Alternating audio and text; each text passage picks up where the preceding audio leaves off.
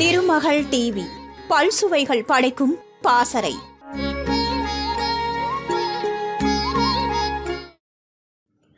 நாடக நடிகராக மக்களிடம் பிரபலமாகி பின்னர் சினிமாவுக்கு வந்தவர்தான் எம்.ஆர். ராதா. நாடகங்களில் நடிக்கும்போது இவரின் நாடகங்களுக்கென தனி ரசிகர் கூட்டம் இருந்தது. இத்தனைக்கும் தனது நாடகங்களில் கடவுள் நம்பிக்கையை விமர்சிப்பார், நாத்திக கருத்துக்களை சொல்வார். ஆனாலும் மக்கள் அவரை ரசித்தனர். சர்ச்சையான விஷயங்களை நாடகங்களாக போடுகிறார் என இவர் மீது புகார் கொடுக்கப்பட்டு தடை விதித்த சம்பவமெல்லாம் நடந்தது. ஆனால் எப்போதும் யாருக்கும் எம்.ஆர். ராதா பயந்தவரில்லை.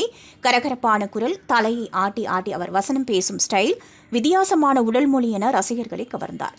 வில்லன், காமெடி நடிகர், குணச்சித்திர நடிகர் என 50-60களில் சினிமாவில் கோலோச்சியவர் இவர். எம்.ஜி.ஆர்., சிவாஜி ஆகியோரின் பல படங்களில் நடித்திருக்கிறார். எப்போதும் மனதில் பட்டதை யோசிக்காமல் பேசுவது எம்.ஆர். ராதாவின் ஸ்டைல். ஒரு படத்தை தயாரிக்கும் போது கொடுக்கல் வாங்கல் தொடர்பாக எழுந்த அந்த பிரச்சனையில் எம்.ஜி.ஆரை பார்க்க போன எம்.ஆர். ராதா அவரை துப்பாக்கியால் சுட்டார். அந்த குண்டு எம்.ஜி.ஆரின் கழுத்தில் பாய்ந்தது. பதிலுக்கு எம்.ஜி.ஆரும் எம்.ஆர். ராதாவை சுட்டார். இதில் ராதாவும் காயமடைந்தார். இது எம்.ஆர். ராதாவின் வாழ்க்கையிலும் சினிமா கெரியரிலும் கரும்புள்ளியை ஏற்படுத்தியது. சில வருடங்கள் சிறையில் இருந்தார். அதன்பின் அவர் அவ்வளவாக திரைப்படங்களில் நடிக்கவில்லை.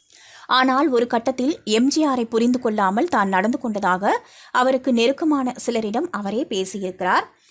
நெல்லை ஜெபமணி என்கிற ஒரு காங்கிரஸ்காரர் இருந்தார்.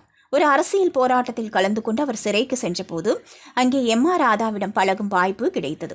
அவரிடம் எம்.ஆர். ராதா, எம்.ஜி.ஆர். என்னை ஜெயித்து விட்டார் என சொன்னாராம். அதற்கு ஜெபமணி, என்ன சொல்கிறீர்கள், உங்கள் இருவருக்கும் இடையே சண்டையாயிற்றே என்று கேட்டுள்ளார். அதற்கு ராதா, இருவரும் கோபப்பட்டு சுட்டுக்கொண்டோம். கழுத்தில் அடிபட்டு இரத்த வெள்ளத்தில் கிடந்த அவரை தூக்கி செல்கிறார்கள். அப்போது கூட அண்ணனை பாருங்க என்று அவர் சொன்னார். யாருக்கு அந்த மனசு வரும்? அந்த நிமிடத்தில் எம்.ஜி.ஆர். என்னை ஜெயித்து விட்டார்.